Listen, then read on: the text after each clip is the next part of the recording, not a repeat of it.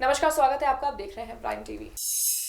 Unnao primary स्कूलों में बच्चों के भविष्य से खिलवाड़ हो रहा है। यहाँ स्कूलों में बच्चों से पढ़ाई की जगह बाल मजदूरी करवाई जा रही है। ताजा मामला जगत नगर के पास प्राइमरी स्कूल का है, जहाँ स्कूल की टीचर बच्चों से बाल मजदूरी करवाती दिखी। जब हमारे संवाददाता इस मामले की कवरेज करने स्कूल पहुंचे तो शिक्षिका ने उन्हें भी फर्जी केस में फंसाने की धमकी दी। इतना ही नहीं, दबंग टीचर पत्रकार के खिलाफ तहरीर देने बांगर मऊ कोतवाली पहुंच गई, जिसके बाद BSA ने इस मामले को संज्ञान में लेते हुए शिक्षिका के खिलाफ कड़ी कार्रवाई करने के आदेश दे दिए हैं। माध्यम से मेरे संज्ञान में आया है और हमने भी देखा अगर थोड़ा बहुत साफ सफाई की बात हो तो बच्चों से ठीक है, लेकिन ये फावड़ा और तसला वाली बात तो गड़बड़ है।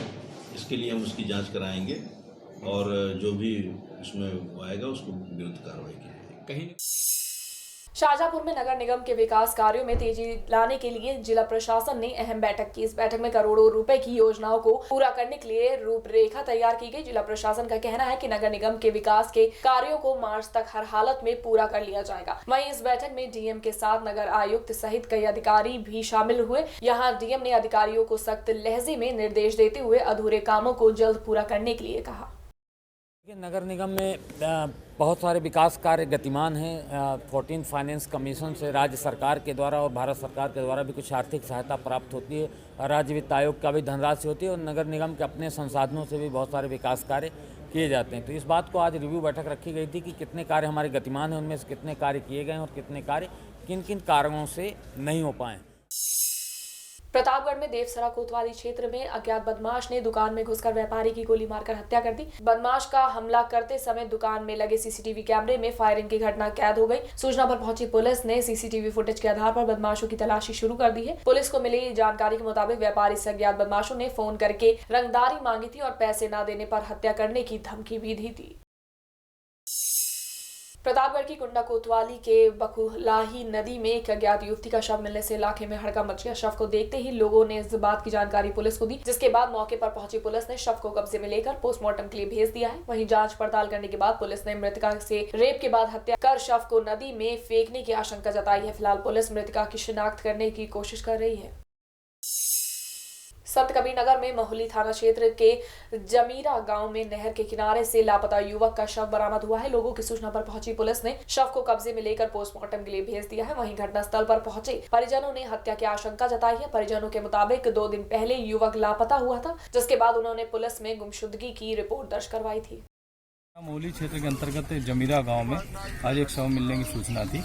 इनकी शिनाख्त इसी गांव के रहने वाले त्रिभुवन राजभर, इसकी उम्र 30 वर्ष थी, इसके रूप में हुई है। इनके बारे में जानकारी मिली थी कि 11 तारीख की रात को ये घर से निकले थे और उसके बाद से ये वापस नहीं आए थे, तो इनकी गुमशुदगी थाने पर दर्ज की गई थी। और उसके बाद आज सवेरे सूचना मिली थी तो नहर के किनारे इनका शव बरामद हुआ है। इसमें पंचायतनामा पोस्टमार्टम की कार्रवाई कराई जा रही है। प्रथम दृष्टया शरीर पर चोट के निशान पाए गए हैं और इसमें आगे तहरीर लेकर के अभियोग पंजीकृत किया जा रहा है। कानपुर देहात के गजनेर थाना क्षेत्र में मामूली विवाद को लेकर दबंगों ने कुछ दलितों की जमकर पिटाई कर दी। स्थानीय लोगों की सूचना पर SP प्रभारी पुलिस फोर्स के साथ मौके पर पहुंचे। यहां उन्होंने घायलों को इलाज के लिए अस्पताल भेजा और मामले को शांत करवाने की कोशिश की। थाना गजनेर के गांव मंगतापुर में 2 पक्षों में मारपीट हो गई थी। इस सूचना पर तत्काल सभी कई थानों की फोर्स, हमारे एडिशनल SP, हमारे CO, SDM अकबरपुर और हमारे ADM हमारे साथ यहाँ मौके पर पहुँचे। मैं खुद यहाँ पर हूँ। स्थिति बिल्कुल सामान्य है। कुछ लोगों को चोट आई है, उनको प्राथमिक उपचार के लिए फर्स्ट एड के लिए भेज दिया गया है। देश में NRC और CAA लागू होने के बाद से पूरे देश में इसका विरोध शुरू हो गया है, जिसको देखते हुए भाजपा ने लोगों को इस कानून के बारे में बताने के लिए डोर टू डोर अभियान चलाया। इसी क्रम में कानपुर देहात के एक परिवार की अनूठी पहल देखने को मिली, जहां इस कानून का समर्थन करते हुए उन्होंने अपनी बेटी की शादी के कार्ड पर PM मोदी की फोटो लगवाई और उस पर we support NRC and CAA छपवाकर लोगों को इसके प्रति जागरूक किया।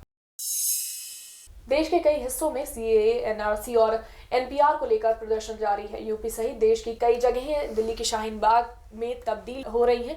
अलीगढ़ में भी पिछले 2 महीने से CAA और NRC के खिलाफ छात्रों का प्रदर्शन जारी है। इस कानून को लेकर AMU के छात्रों ने एक वीडियो बनाया है। इस वीडियो के जरिए छात्रों ने लोगों से अपील की है कि हमारे साथ जुड़कर इस कानून के बारे में समझें और लोगों को इसके लिए जागरूक करें। वहीं प्रदर्शन में शामिल कुछ छात्रों का कहना है कि जब तक सरकार इस कानून को वापस नहीं लेती तब तक ये प्रदर्शन जारी हो रहेगा।